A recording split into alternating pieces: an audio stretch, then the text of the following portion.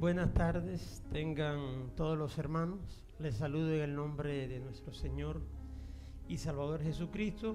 Como dice su palabra, como dice la Escritura, único nombre dado a los hombres en el cual tengamos salvación y vida eterna. Los voy a invitar a buscar en sus Biblias el Evangelio de nuestro Señor Jesucristo según el apóstol Juan, el capítulo 16, del versículo 16 en adelante. San Juan 16, del 16 en adelante.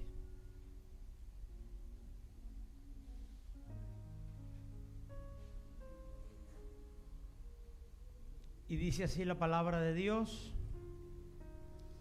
en el libro de Juan, capítulo 16, el versículo 16. Todavía un poco y no me veréis, y de nuevo un poco y me veréis, porque yo voy al Padre. Entonces se dijeron algunos de sus discípulos unos a otros: ¿qué es esto que nos dice? Todavía un poco y no me veréis, y de nuevo un poco y me veréis, y porque yo voy al Padre. Decían pues: ¿qué quiere decir con todavía un poco? No entendemos lo que habla. Jesús conoció que querían preguntarles y les dijo: ¿preguntáis entre vosotros acerca de esto que dije, todavía un poco y no me veréis, y de nuevo un poco y me veréis? De cierto os digo, que vosotros lloraréis y lamentaréis, y el mundo se alegrará. Pero aunque vosotros estéis tristes, vuestra tristeza se convertirá en gozo. La mujer cuando da a luz tiene dolor porque ha llegado su hora, pero después que ha dado a luz un niño, ya no se acuerda de la angustia por el gozo de que haya nacido un hombre en el mundo. También vosotros ahora tenéis tristeza, pero os volveré a ver y se gozará vuestro corazón, y nadie os quitará vuestro gozo.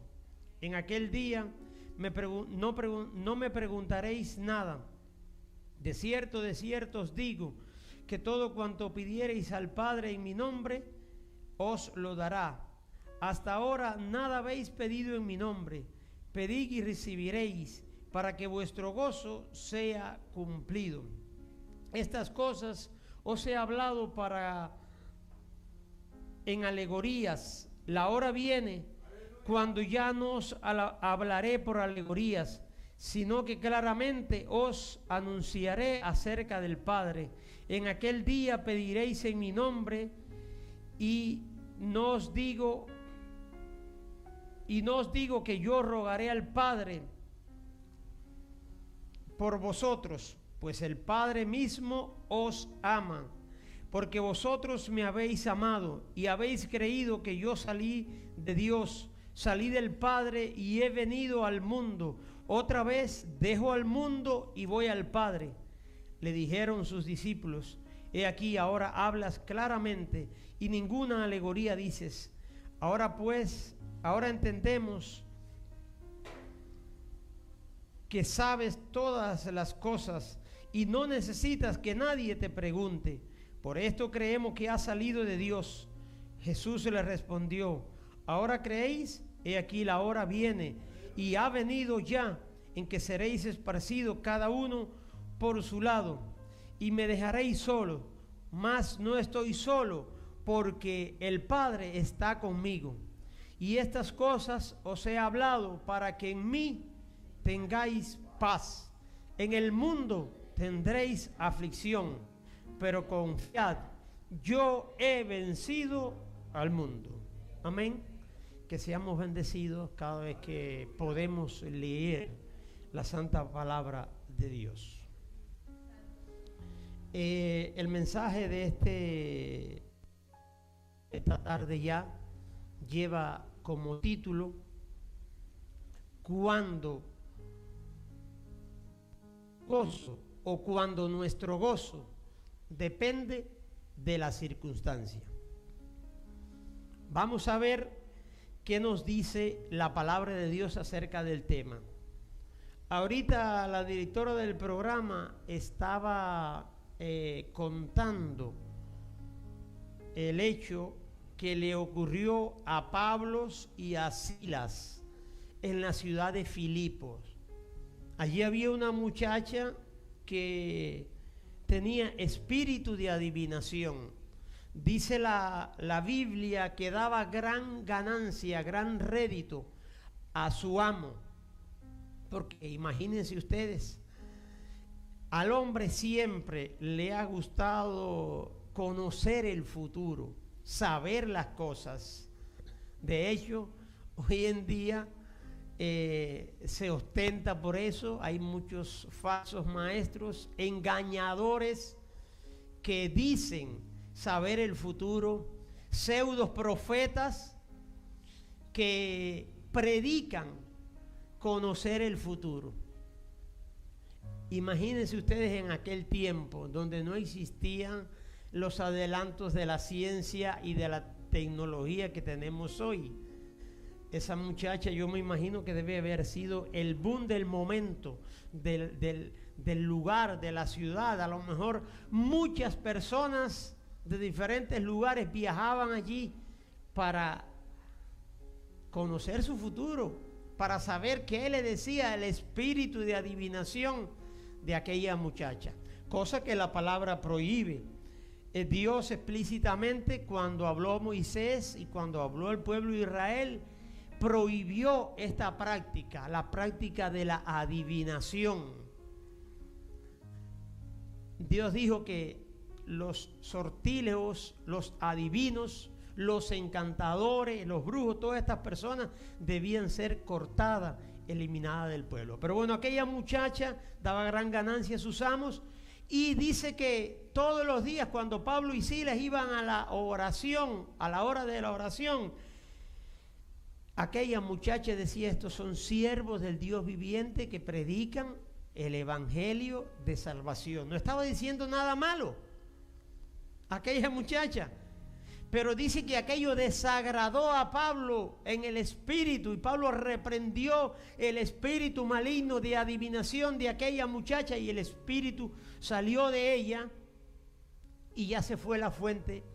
Se acabó, como se dice, la gallinita de los huevos de oro. Se terminó la gallinita de los huevos de oro para aquel hombre. Esto provocó un gran alboroto en la ciudad, falsas acusaciones en contra de Pablo y Silas, que dice que andaban alborotando, enseñando otras creencias, enseñando a otros dioses, y aquello le provocó casi la muerte. Dice que la gente lo golpearon tanto que si no fue por la intervención del oficial, del tribuno, del guardia, la multitud hubiese linchado a Pablo y a Silas. Lo metieron en la cárcel, pero a pesar de las circunstancias difíciles, dice que Pablo y Silas estaban allí orando y alabando el nombre de Jesús. Estaban cantando himnos, estaban recitando salmos, estaban glorificando a Dios. Las circunstancias difíciles que aparentemente pudieron haberse convertido en tristeza, en derrota para los apóstoles de Cristo, fueron convertidos en victorias, fueron convertidos en gracia, fueron convertidos en salvación. ¿Se imaginen ustedes cuál hubiese sido el desenlace de la historia si Pablo y Silas se hubiesen puesto a quejarse de Dios? Dios mío, pero ¿por qué nos pasa esto? Si somos siervos tuyos, si estamos anunciando el evangelio, mira cuántas almas han creído en Filipos. Dice que el lugar resultó a ser tan pequeño que dice que tenían que reunirse a las orillas del río, porque era una multitud muy grande. Allí se reunían para la oración y para partir el pan. Hermanos, nosotros no sabemos nada. De lo único que lo único que tenemos que saber y de lo único que tenemos que estar claro es que en la providencia y en la soberanía de Dios no hay nada que se escape. Dios controla todas las cosas. El diablo es el Dios de este siglo, pero como dijo un gran hombre de Dios, Dios lo tiene amarrado. Y el diablo llega hasta donde Dios le permite, hasta donde Dios le alarga la cuerda, hasta donde Dios le permite la soga. Y como les decía anteriormente, se imaginan ustedes cuál hubiese sido ese desenlace. Sin embargo, los apóstoles, en vez de lamentarse, en vez de llorar, en vez de quejarse, dice que alababan a Dios, oraban, cantaban alabanzas al Señor, y allí ocurrió el milagro de la liberación. Las puertas de la cárcel se abrieron producto del terremoto. A lo mejor los habitantes de aquel lugar nunca habían visto un terremoto, o tal vez un terremoto de tal magnitud. Porque dice la Biblia que Dios está en su santo trono, que cae delante de él toda la tierra, y que cuando Dios habla, la tierra tiembla. Y que cuando Dios habla, las montañas se mueven. Y que cuando Dios habla, dice que las rocas se quiebran. Porque la palabra de Dios es poderosa. Recordemos que dice que Dios hizo por su palabra los cielos y la tierra. Que Dios hizo lo que hoy existe de la nada con el solo hecho del poder de su palabra. Con solo decir, sea hecho esto, y se hizo, que sea la luz, y fue la luz. Gloria a su nombre. Pero miren ustedes que las circunstancias difíciles en la vida de Pablo y Silas resultaron para bendición. Y ustedes creen, ahorita se habló aquí, y yo estaba pensando del carcelero de Filipo, que vino, el hombre se quería cortar, se quería suicidar, se quería cortar el cuello. Y cuando Pablo le dijo, no te hagas ningún daño, porque todos estamos aquí. Ustedes se imaginan que solo fue el carcelero de Filipo y su familia, pero que él dijo, ¿qué debo hacer para ser salvo? Cree en el Señor Jesucristo y serás salvo tú y toda tu casa. ¿Ustedes creen que fue solamente el carcelero y su familia? No, yo creo que no. Porque cuando Dios hace una obra, la hace completa. Porque cuando Dios hace algo, lo hace perfecto. Yo estoy seguro que muchos de los prisioneros que estuvieron allí compartiendo celda con Pablo y Silas se convirtieron al Señor. Y la Biblia no lo recoge, pero yo estoy seguro de eso. Porque cuando Dios hace algo, lo hace bien. ¿Qué testimonio para aquellos presos? ¿Qué testimonio para aquellos presos? Pero, ¿y estos quiénes son? Este par de locos, ¿de dónde han salido? ¿Quién se goza? ¿Quién se alegra después de haber recibido una golpiza brutal al punto de quedar casi muerto? Y encima de eso, arrojado en una cárcel, pero no en una celda ahí para que se movieran. Dice que estaban atados. Era un cepo que cubría. Ustedes han visto a los criminales, a los criminales que detiene la policía, o a los criminales que llevan al juicio.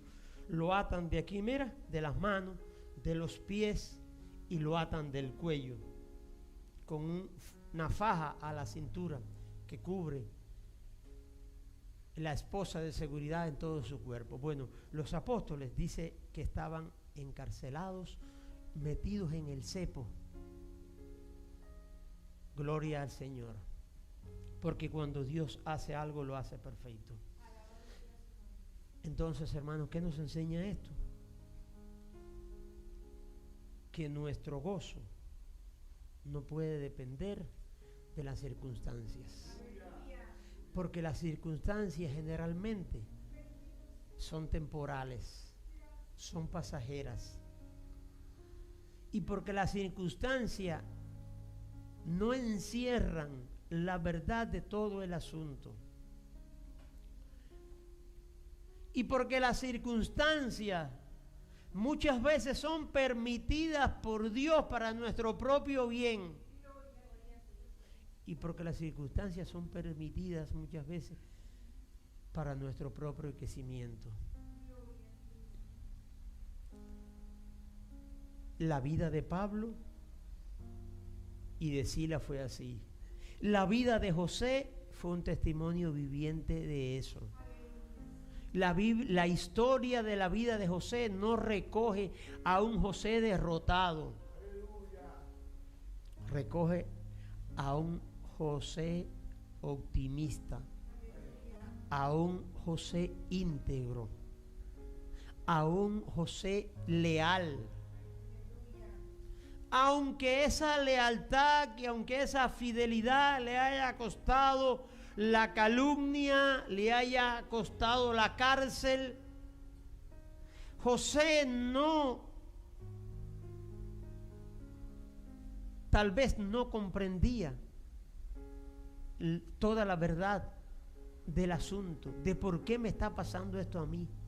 ¿Por qué si yo me he mantenido fiel a mi amo? ¿Por qué si todo lo que José tocaba lo convertía en prosperidad, en bendición, en ganancias para su amo? ¿Por qué aquella mujer calumniosa lo había arrojado en la cárcel?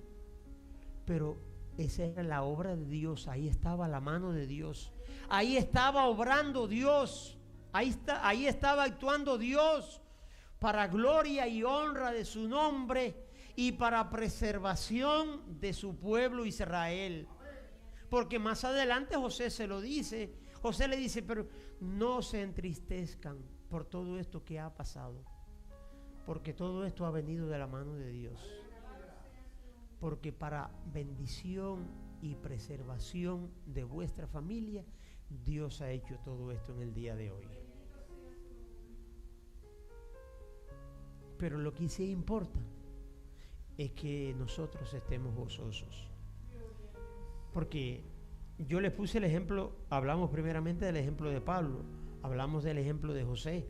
Pero es que nosotros hoy estamos en un nivel superior al de José. Y no porque seamos mejores, somos seres humanos débiles, como dice la palabra, igual que Elías, sujetos a pasiones. Elías fue un hombre común y corriente, con tentaciones y debilidades igual que cualquiera de nosotros. Igual que José, igual que le somos todos nosotros. Pero lo que sí importa es que dice que José se mantuvo en todo momento gozoso. Y hoy nosotros somos superiores. ¿En qué sentido? En el sentido que nosotros vivimos en la plena luz del Calvario. Nosotros tenemos lo que no tuvo José. Nosotros tenemos a Cristo. Dice Cristo, muchos profetas, muchos padres, muchos hombres de Dios, dice Cristo, el mismo Abraham y muchos profetas quisieron ver lo que ustedes están viendo y viviendo y experimentando hoy en la obra redentora y salvadora de Cristo en la cruz del Calvario, y no pudieron. Lo vieron así de lejos, lo anhelaron. Nosotros hoy estamos en una mejor posición. Nosotros hoy tenemos a Cristo, y como decía la lectura de la Escritura que fue tomada como base para el mensaje, Cristo les habló de todo lo que iban a pasar, porque Cristo no nos ofrece una vida de rosas. Y aunque hayan pruebas, Y aunque hayan tribulaciones, y aunque haya circunstancias difíciles, y aunque hayan adversidades, las palabras de Cristo se mantienen firmes. Las promesas de Cristo se mantienen como el primer día que se dijeron. Él les dijo: estas cosas se las hablo para que en mí tengan paz. En el mundo van a tener aflicción, pero confíen, porque yo he vencido al mundo. Y estaré con vosotros, no un día, no dos, no tres, sino todos los días, hasta el fin del mundo. El diablo quiere que se nos olviden esas cosas, pero nosotros, en el nombre de Jesús y con la ayuda de su Espíritu, vamos a mantenernos firmes. El gozo es un fruto del Espíritu Santo en la vida del creyente. El primer fruto es el amor, el segundo es el gozo. Amor, gozo, paz, paciencia. El gozo es un fruto del Espíritu. El apóstol Pablo les recomendaba a los filipenses, a esa iglesia que había sido testigo de sus azotes y de sus prisiones cuando fueron encarcelados en Filipo. El apóstol Pablo les recomendaba lo siguiente. Mire cómo dice: quiero que sepáis, hermanos, que las cosas que me han sucedido, Filipenses 1, del 12 en adelante. Quiero pues que sepáis, hermanos, que las cosas que me han sucedido han redundado más bien para el progreso del Evangelio. De tal manera que mis prisiones sean hechos patentes en Cristo en todo el pretorio. Ya estaba preso en Roma. El apóstol Pablo había sido azotado, encarcelado en diferentes lugares, en Antioquía, en Filipos, cuando la muchacha que sacó el espíritu de adivinación, pero ahora estaba encarcelado en Roma. El anhelo del apóstol Pablo había sido llegar a Roma, porque era la capital, era el corazón. Roma era el corazón del imperio, y él quería ir ahí para anunciar el evangelio, pero dice que había sido impedido, había sido estorbado. Sin embargo, Dios permitió que la detención, el encarcelamiento del apóstol Pablo, cuando fue a Jerusalén a ofrecer sacrificio, a ofrecer voto con Timoteo, que tuvo que circuncidarlo, y con otro discípulo más que tenía voto de Nazareo, cuando el apóstol Pablo fue a ofrecer el sacrificio y fue encarcelado, desde ahí fue a parar a Jerusalén, desde ahí fue a parar a Roma. De Jerusalén a Roma, más de 2.800 kilómetros, que se dice fácil en este momento que usted se monta en un avión, pero en aquel entonces se hacía a caballo. Y así fue el apóstol Pablo. El apóstol Pablo no llegó a Roma como él hubiese querido llegar, por sus propios medios, por sus propios pies, a su manera. Pero el apóstol Pablo llegó a Roma como Dios quiso. El apóstol Pablo llegó a Roma como tenía que llegar, y miren cómo dice acá: de tal manera que mis prisiones se han hecho patentes en Cristo en todo el pretorio, y a todos los demás, y la mayoría. Vamos a parar ahí, vamos a parar un momento, en todo el pretorio. Tú sabes, la guardia pretoriana era la que custodiaba a los presos. Era la fuerza del orden, la fuerza élite. Sin embargo, allí el apóstol Pablo llegó con el evangelio de la salvación. Llegó con el evangelio de Cristo al corazón del imperio. No a las personas comunes y corrientes, sino a las altas clases sociales, a aquellos que se codiaban con el emperador, aquellos que veían el rostro del emperador. Hasta allí Pablo llegó con el mensaje de la salvación.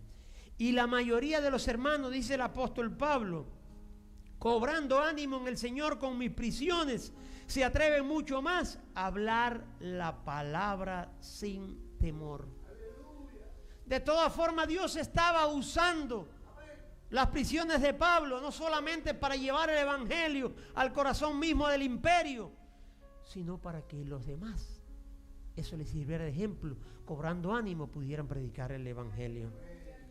Algunos, a la verdad, dice el apóstol Pablo, predican a Cristo por envidia y contienda, pero otros de buena voluntad. Los unos anuncian a Cristo por contención, no sinceramente, pensando añadir aflicciones a mis prisiones, pero los otros por amor, sabiendo que estoy puesto para la defensa del evangelio. ¿Qué pues? No obstante, de todas maneras, o por pretexto o por verdad, Cristo es anunciado, y en esto me gozo y me gozaré aún. Bendito sea el nombre del Señor. Y mire cómo dice la palabra de Dios. Dice el apóstol Pablo en el capítulo 3 del mismo libro, de la misma carta de los Filipenses: por lo demás, hermanos, gozaos en el Señor. A mí no me es molesto el escribiros las mismas cosas, y para vosotros es segura. Y dice el capítulo 4: así que, hermanos míos, amados y deseados, gozo y corona mía, estad así firmes en el Señor, amados. Dice el versículo 4: regocijaos en el Señor siempre. Otra vez digo, regocijaos. Vuestra gentileza sea conocida por todos los hombres. El Señor está cerca. Por nada estéis afanosos, si no sean conocidas vuestras peticiones delante de Dios en toda oración y ruego, con acción de gracias. Y la paz de Dios, que sobrepasa todo entendimiento, guardará vuestros corazones y vuestros pensamientos en Cristo Jesús.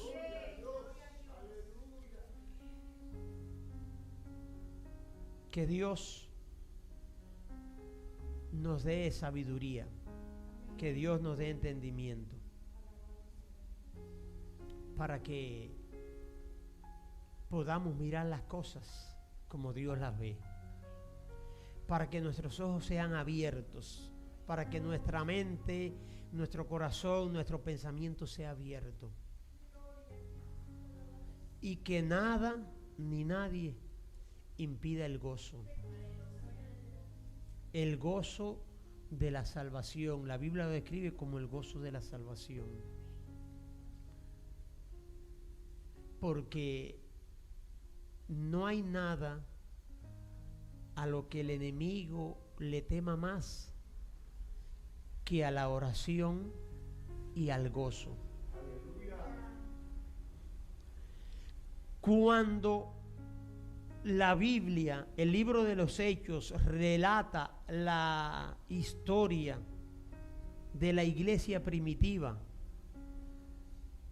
dice que los discípulos eran encarcelados, muertos a cuchillos, muertos a espada, desterrados. Tenían gran persecución, gran oposición y persecución de los judíos. Y en diferentes ciudades donde iban, dice que los judíos los perseguían. En muchas ciudades lo expulsaban de los límites de esa ciudad. Pero hay algo que a mí nunca se me ha olvidado. Y hay algo que me lo aprendí de mi padre porque era su versículo favorito. En medio de toda esa tribulación, en medio de toda esa adversidad, Lucas registra algo muy especial, que es lo que yo quiero resaltar con el título de este mensaje en esta tarde. Dice: y los discípulos estaban llenos de gozo y del Espíritu Santo. Y el apóstol Santiago lo dijo: hermanos míos, tened por sumo gozo cuando os halléis en diferentes pruebas, en diversas pruebas. Tened por sumo gozo. ¿Ve? Que eso hay que mirarlo con los ojos de Dios. Eso hay que mirarlo con los ojos del Espíritu. Eso no se puede mirar con los ojos de la carne. Eso no se puede mirar con los ojos del mundo.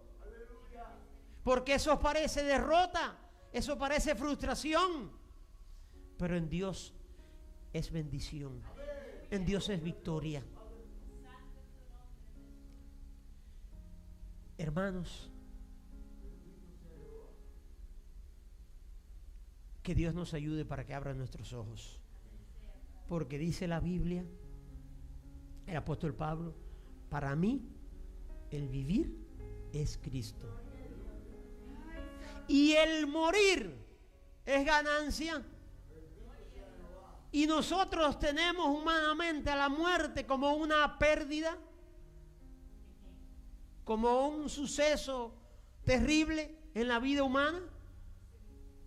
Sin embargo, la Biblia nos dice, el morir en Cristo es ganancia.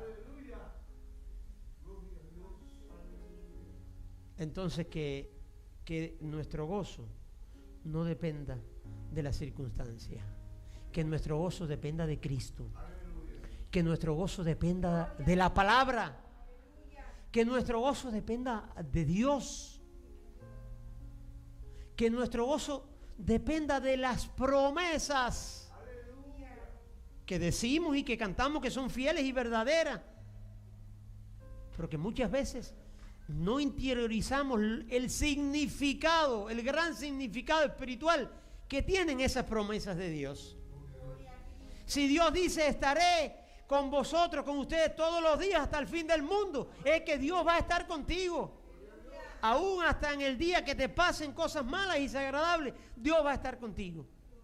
Y si Dios no estuviese contigo, ¿quién sabe lo que hubiese pasado? Porque la Biblia lo dice la palabra de Dios. Es por la misericordia de Jehová que no hemos sido consumidos, porque nunca decayeron sus misericordias. Nuevas son cada mañana. Grande es tu fidelidad. Que Dios te bendiga y recuerda que tu gozo dependa de Cristo, no de las circunstancias.